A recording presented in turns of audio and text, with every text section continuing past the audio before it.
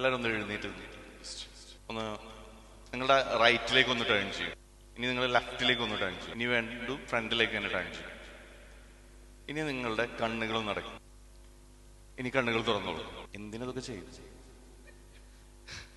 ഇപ്പൊ ഞാൻ പറഞ്ഞുകൊണ്ടാണ് ചെയ്തത് അല്ലെ. പക്ഷെ എന്നാലും നിങ്ങൾ ആലോചിക്കും, ഇതുപോലെ തന്നെയല്ലേ നമ്മുടെ ലൈഫ് പോയിക്കൊണ്ടിരിക്കണം. ഇരുന്നോളൂ അല്ലെ. ഇതുപോലെ ഡീഫോൾട്ട് ആയിട്ട് ആരൊക്കെയോ പ്രോഗ്രാം ചെയ്ത പോലെ നമ്മൾ ഇങ്ങനെ പോയിക്കൊണ്ടിരിക്കുകയാണ് അല്ലെ.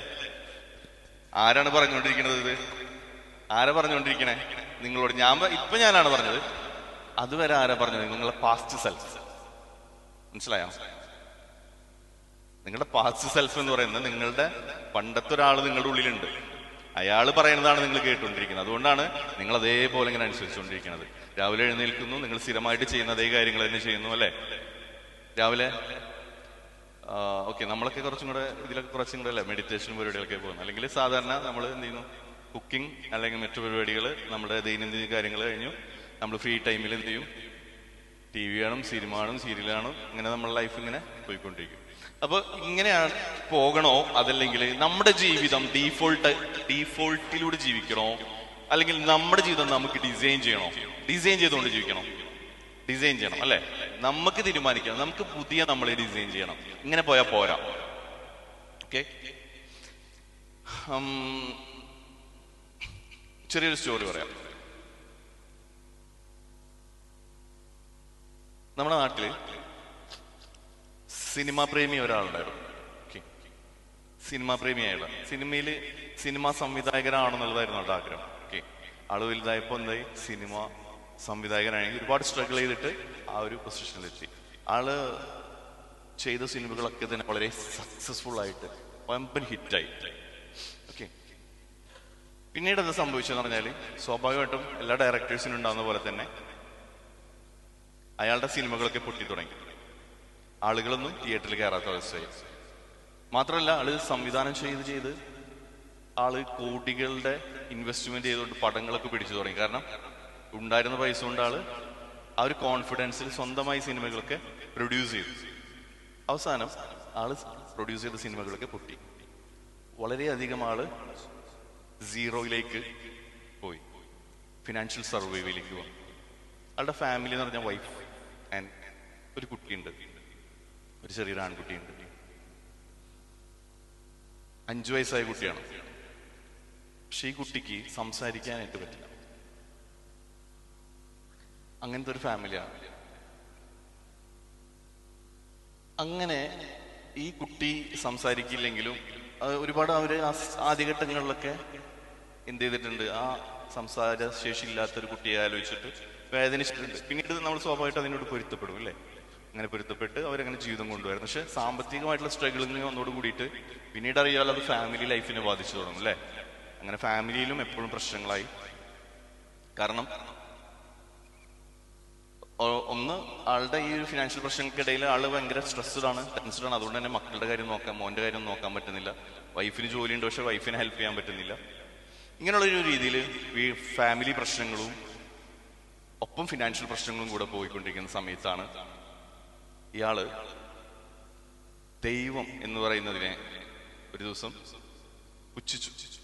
ഓക്കെ, പുച്ഛിച്ചു എന്ന് പറഞ്ഞാല് ആൾ ആകാശത്ത് നോക്കിയിട്ട് ദൈവത്തിനെ തെറി വിളിച്ചു. ചെയ്യാൻ പാടില്ലാത്തൊരു കാര്യമാണ് അല്ലെ. ഓക്കെ, ദൈവത്തിന് ഈഗോ ഹേർട്ട് ചെയ്തിട്ട് എന്ത് ചെയ്തു, ദൈവം ഒരു പാഠം പഠിപ്പിക്കാൻ തീരുമാനിച്ചു. ആളുടെ ഫയൽ എടുത്തിട്ട് ഭൂമിയിലേക്ക് വന്നു. കാരണം ഇത്രയും പ്രശ്നങ്ങൾ ഉണ്ടായിട്ട് ആളുടെ കാറിലുണ്ടായിരുന്ന ആ ഒരു ജപമാല ഇതൊക്കെ വലിച്ചെറിഞ്ഞാള് ദൈവത്തിനെ, സ്വാഭാവികമായിട്ടും അങ്ങനെയാണല്ലോ. കാരണം നമ്മൾ ഇത്രയും പ്രശ്നങ്ങൾ തരാനായിട്ട് ദൈവം എന്തിനാ എന്നോട് ഇങ്ങനെ ചെയ്യുന്നു? ദൈവത്തിനോട് ആളെന്ത് ചെയ്തു, ആളുടെ ഒരു ദേഷ്യം കാണിച്ചപ്പോ ദൈവം ആളെ പാഠം പഠിപ്പിക്കാനായിട്ട് ഭൂമിയിലേക്ക് വന്നു. ഭൂമിയിലേക്ക് വന്നപ്പോ ആൾക്ക് ആദ്യം വിശ്വസിക്കാൻ പറ്റിയില്ല. ഞാൻ പെട്ടെന്ന് അതിൻ്റെ പോയിന്റിലേക്ക് കടക്കാം. അങ്ങനെ ദൈവത്തിന് ഇയാൾക്ക് മാത്രമേ കാണാൻ പറ്റുള്ളൂ. അപ്പൊ ദൈവം പറഞ്ഞു, നമുക്ക് കുറച്ച് സ്ഥലങ്ങളിലേക്കൊക്കെ യാത്ര ചെയ്യണം. ഓക്കെ, അങ്ങനെ യാത്ര ചെയ്തിരുന്ന സമയത്ത് ദൈവം കുറെ നന്മകളൊക്കെ കാണിക്കണം. ദൈവം ചെയ്തു കൊടുക്കണം. ഹോസ്പിറ്റലൈസ് ഇത് കിടക്കുന്ന ഒരാളെ രക്ഷിക്കുന്നു, ആൾക്ക് ജീവൻ കൊടുക്കുന്നു, അങ്ങനെയുള്ള പല കാര്യങ്ങളും. ആ സമയത്ത് ഇയാളോട് പറയുന്നുണ്ട്, നിന്റെ ഒരു 3 ആഗ്രഹം പറഞ്ഞു കഴിഞ്ഞാല് ഞാനത് നേടിത്തരാം, ഞാനത് നടത്തിത്തരാം. അപ്പൊ ഇയാള് പറയുന്ന ആഗ്രഹത്തില് ഫസ്റ്റ് ആഗ്രഹം എന്തായിരുന്നു അറിയോ?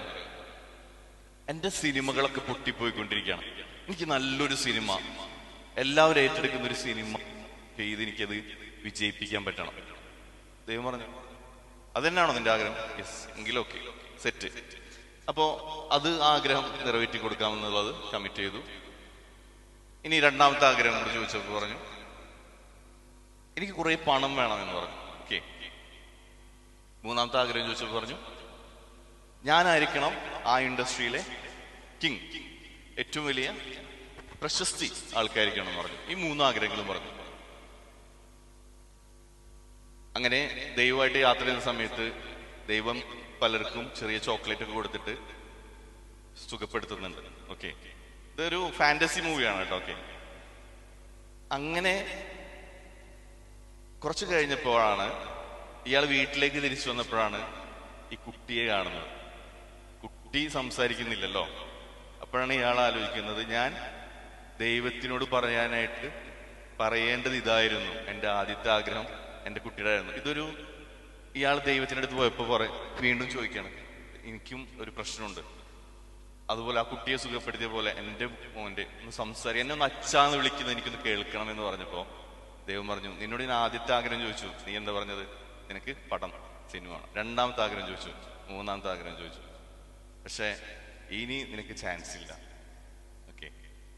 ഇത് തന്നെയാണ് ഡിസൈൻ ബൈ അല്ലെങ്കിൽ ലിവിങ് ബൈ ഡീഫോൾട്ട് എന്ന് പറയുന്നത്. നമ്മൾ സ്ട്രഗിൾ ചെയ്തുകൊണ്ടിരിക്കുന്ന, സർവൈവ് ചെയ്തുകൊണ്ടിരിക്കുന്ന സമയത്ത് ശരിക്കും നമുക്ക് എന്താ വേണ്ടതെന്ന് പോലും നമ്മൾ മറന്നുപോകും മനുഷ്യന്മാര്.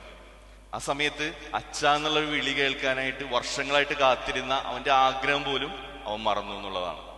അപ്പൊ ഞാൻ പറഞ്ഞു വന്നത്, നമ്മളൊക്കെ സ്വപ്നങ്ങൾ, പലരും ഇവിടെ സർവൈവ് ചെയ്തുകൊണ്ടിരിക്കുന്നതൊക്കെ അവരുടെ എന്താണ് അവർക്ക് വേണ്ടതെന്ന് പോലും അവർക്ക് ചിന്തിക്കാൻ പോലും പറ്റുന്നില്ല.